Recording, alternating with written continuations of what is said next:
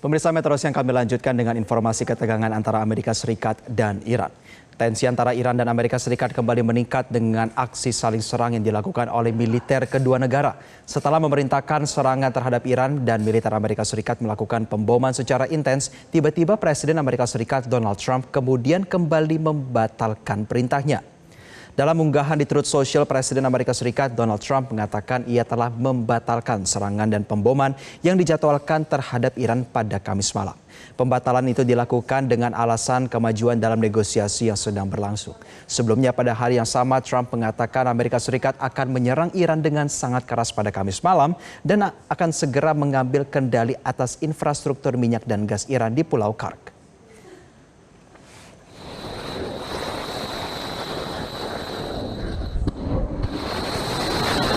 Diketahui pemirsa, sehari sebelumnya Amerika Serikat melancarkan gelombang serangan terhadap Iran pada Rabu malam.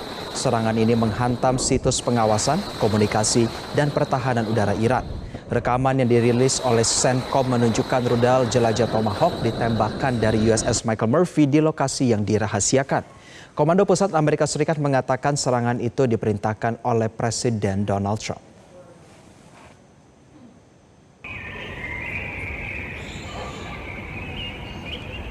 Menanggapi serangan Amerika Serikat, Iran mengklaim juga menyerang kapal-kapal Amerika Serikat di dekat Selat Hormuz.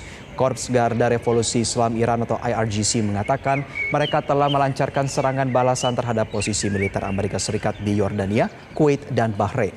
Dalam sebuah rekaman dari Ramallah, Palestina pada hari Kamis menunjukkan pencegatan rudal Iran di wilayah udara Yordania. Menurut media Yordania, Angkatan Bersenjata Yordania melaporkan sistem pertahanan udara dan jet Angkatan Udara telah mencegat dan menembak jatuh 20 rudal yang diluncurkan dari Iran. Di tengah konflik yang meningkat antara Amerika Serikat dan Iran, di sisi lain Israel juga masih terus melakukan serangan terhadap wilayah Lebanon. Wilayah kota Tyre terus menjadi sasaran Israel dan membuat korban jiwa terus berjatuhan.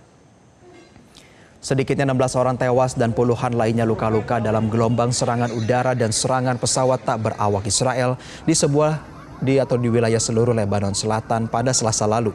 Serangan paling mematikan menargetkan daerah permukiman di kota Tyre dengan jumlah korban 8 orang tewas dan 32 lainnya luka-luka.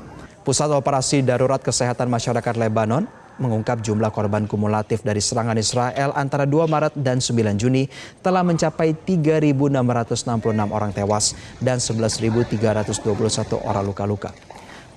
Meski gencatan senjata telah dicapai pada 3 Juni, namun kekerasan yang dilakukan oleh Israel terus berlanjut. Sebagai tanggapan, Hizbullah mengatakan para pejuangnya melancarkan rentetan roket ke arah pasukan lapis baja Israel yang mencoba maju dari kota perbatasan Bayada menuju Biot al-Shiyat.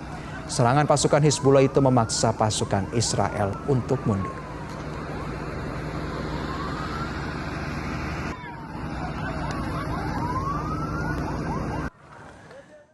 Pemukim Israel di tepi barat Palestina kerap melakukan serangan kekerasan yang didukung oleh otoritas Israel.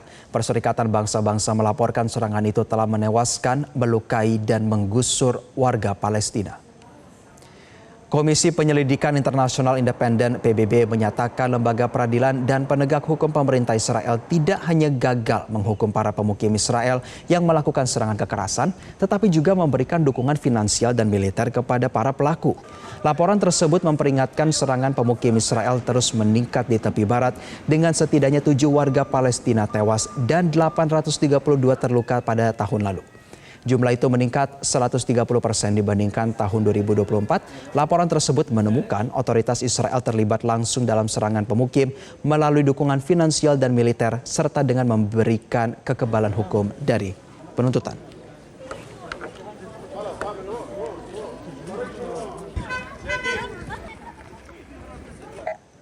Sekretaris Jenderal PBB Antonio Guterres memperingatkan bahaya kembalinya konflik di seluruh Timur Tengah di tengah meningkatnya permusuhan di kawasan tersebut.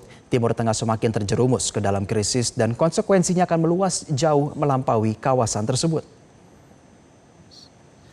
The Middle East is being pulled deeper into crisis and the consequences reach far beyond the region. This week has brought wider attacks and further deterioration. I am profoundly concerned it could trigger a full resumption of conflict. Escalation in the Middle East reverberates across borders and continents.